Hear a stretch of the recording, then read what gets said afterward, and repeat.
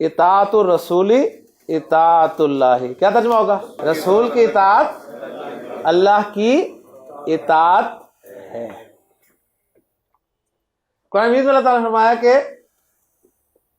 اطیعوا اللہ و اطیعوا الرسول، اللہ کی اطاعت کرو اور رسول صلی اللہ علیہ وسلم کی اطاعت کرو. اللہ کی اطاعت کیسے ہوگی؟ رسول کی اطاعت سے. قرآن میں اللہ تعالیٰ نے فرما دیا کہ من یطع الرسول فقد اطاع اللہ، جس نے رسول صلی اللہ علیہ وسلم کی اطاعت کی اس نے اللہ کی اطاعت کی. اور نبی کریم صلی اللہ علیہ وسلم نے اس کو واضح فرما دیا ایک حدیث میں. آپ نے فرمایا کہ من اطاعنی فقد اطاع اللہ، جس نے میری اطاعت کی اس نے اللہ کی اطاعت کی. ومن عصانی، اور جس نے میری نافرمانی کی فقد عصى اللہ، تو گویا اس نے اللہ کی نافرمانی کی. نبی صلی اللہ علیہ وسلم کی ایک اور حدیث مجھے یاد آ رہی ہے، بڑی خوبصورت حدیث ہے، ذرا سنیے گا غور سے. آپ صلی اللہ علیہ وسلم نے فرمایا کہ کل امتی یدخلون الجنت، میرا ہر امتی جنت میں داخل ہوگا. کل امتی یدخلون الجنت، میرا ہر امتی جنت میں داخل ہوگا، الا، سوائے من ابا، اس کے جو جنت میں جانے سے انکار کر دے گا. تو جنت میں جانے سے انکار کر دے گا، اس کے علاوہ میرا ہر امتی جنت میں داخل ہوگا. صحابہ حیران ہو گئے، پریشان ہو گئے، سوال کیا من یابا یا رسول اللہ، اے اللہ کے رسول، انکار کون کرے گا جنت میں جانے سے؟ اللہ جنت میں جانے سے کون انکار کرے گا؟ تو آپ نے فرمایا من اطاعنی دخل الجنت، جو تو میری اطاعت کرے گا نا وہ جنت میں داخل ہوگا. ومن عصانی، اور جو میری نافرمانی کرے گا فقد ابا، یہ وہ ہوگا جو جنت میں جانے سے انکار کر دے گا. اطاعت ہوتی ہے حکم کی. غلامی رسول میں موت بھی قبول ہے، غلامی رسول میں زندگی نہیں قبول. ہمیں غلامی رسول میں موت قبول ہے، ہمیں زندگی نہیں قبول. خوار ہیں، بدکار ہیں، ڈوبے ہوئے ذلت میں ہیں، جو بھی ہیں تیرے محبوب کی امت میں.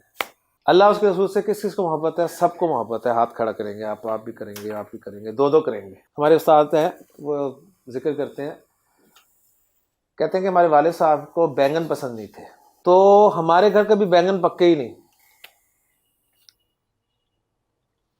حالانکہ سب بینگن کھا لیتے تھے باقی، لیکن بینگن پکتے نہیں تھے. کیوں؟ کیونکہ والد صاحب کو پسند نہیں تھے. کہتے ہیں والد صاحب فوت ہو گئے، والد صاحب کے فوت ہونے کے بعد بھی ہمارے گھر کبھی بینگن نہیں پکے. کیوں؟ والد صاحب کو بینگن پسند نہیں تھے. محبت تو یہ ہوتی ہے نا. والد صاحب گھر داخل ہو، بچہ ابو جان زندہ باد، ابو جان زندہ باد، ابو جان زندہ باد. والد صاحب کہیں بیٹا ذرا میرے جوتے لانا اندر سے. بیٹا کہ ابو اندر تک تو آئے گئے ہیں نا، جوتے بھی لے آئے، لیکن ابو جان زندہ باد.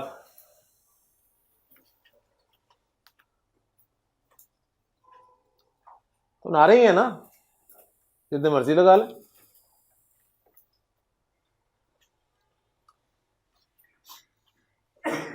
پتہ کیسے چلے گا؟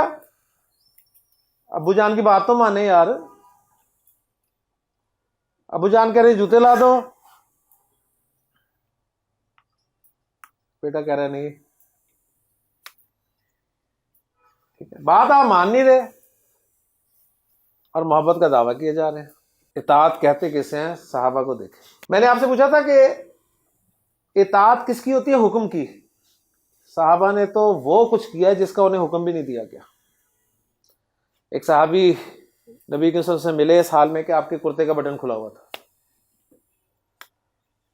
ساری زندگی کرتے کا بٹن ہی لگایا کہ اللہ کے رسول صلی اللہ علیہ وسلم کو اس حالت میں دیکھا تھا کہ آپ کے کرتے کا بٹن کھلا ہوا تھا، میں کیسے بند کروں یار. آپ نے حکم دیا تھا کہ کرتے کا بٹن کھلا رکھنا. حضرت عثمان رضی اللہ تعالیٰ عنہ نے وضو فرمایا، آسمان کی طرف دیکھا، مسکرائے.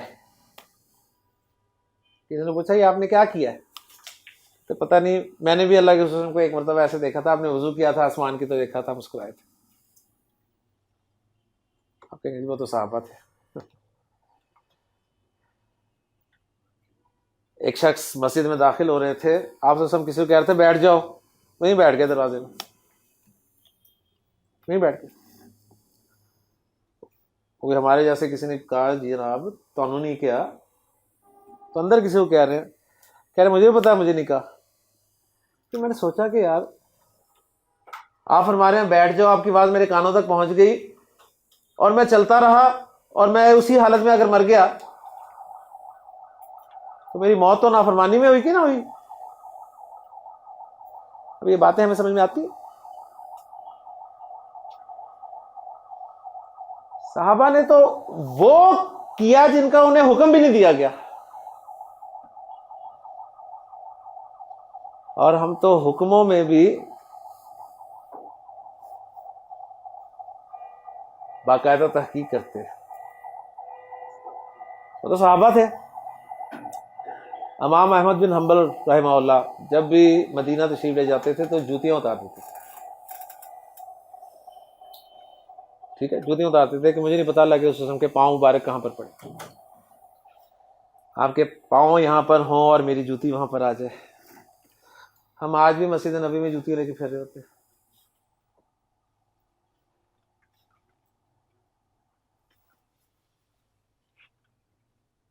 وہ تو ائمہ تھے نا. حضرت بھائی یزید بستامی رحمہ اللہ کے بارے میں آتا ہے کہ ان کے سامنے ایک مرتبہ خربوزہ پیش کیا گیا کھانے کے لیے، تو انہوں نے معذرت کر لی کہ مجھے نہیں پتا اللہ کہ اس میں خربوزہ کاٹ کے کھایا یا چھیل کے کھایا، میں کیسے کھاؤں. یہ آج کے ذہن کو سمجھ میں نہ آنے والی باتیں ہیں. تو مختصراً نبی کریم صلی اللہ علیہ وسلم کے جو حکم ہے کم از کم وہی مان لیں یار. واضح حدیث آپ کو سنا دی ہے کہ انکار کرنے والا کون ہوگا جنت میں جانے سے؟ وہ شخص ہوگا جو میری نافرمانی کرے گا. اتنی نافرمانی ہے اللہ کے رسول صلی اللہ علیہ وسلم کی جو کہ اللہ کی نافرمانی ہے، اور کتنے مطمئن ہیں، خار ہیں، بدکار ہیں، ڈوبے ہوئے ذلت میں ہیں، جو بھی ہیں تیرے محبوب کی امت میں. یار دعا کرنا میرے لیے نمازی بن جاؤں گا، دعا کرنا. کبھی کسی کو کہا دعا کے لیے کہ یار دعا کرنا میں صبح دکان کھول لوں جا کے، کیا میرے لیے دعا کرنا میں صبح آفس چلا جاؤں؟ کہا کسی کو؟ کیوں؟ پتہ ہے نہ گئے نا نماز کے لیے دعا، نمازی بن جائے، دعا کرنا میرے لیے میں بھی نیک ہو جاؤں. اللہ رازق ہے بلکہ رزاق ہے.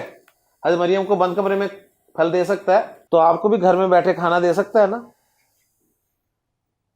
ٹھیک ہے، تو اس کی صفت پہ ہمیں اتنا یقین نہیں ہے. نکلتے ہیں خود صبح، نکلتے ہیں نا صبح سے شام تک لگاتے ہیں، پھر جا کے 2 وقت کی روٹی ملتی ہے.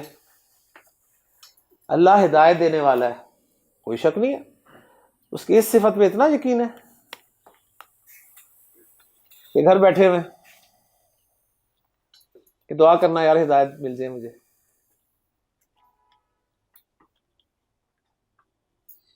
وَمَا مِن دَابَّةٍ فِي الْأَرْضِ إِلَّا عَلَى اللَّهِ رِزْقُهَا. کوئی جاندار ایسا نہیں ہے جس کی رزق کی ذمہ داری اللہ نے اپنے اوپر اپنے ذمہ نہیں لی.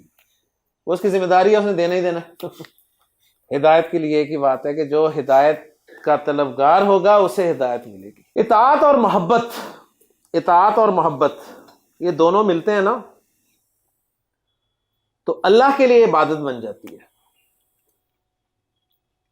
اور اطاعت اور محبت جب اللہ کے رسول صلی اللہ علیہ وسلم کے لیے ملتے ہیں دونوں لفظ آپس میں تو پھر عبادت نہیں بنتی، پھر اتباع بنتی ہے.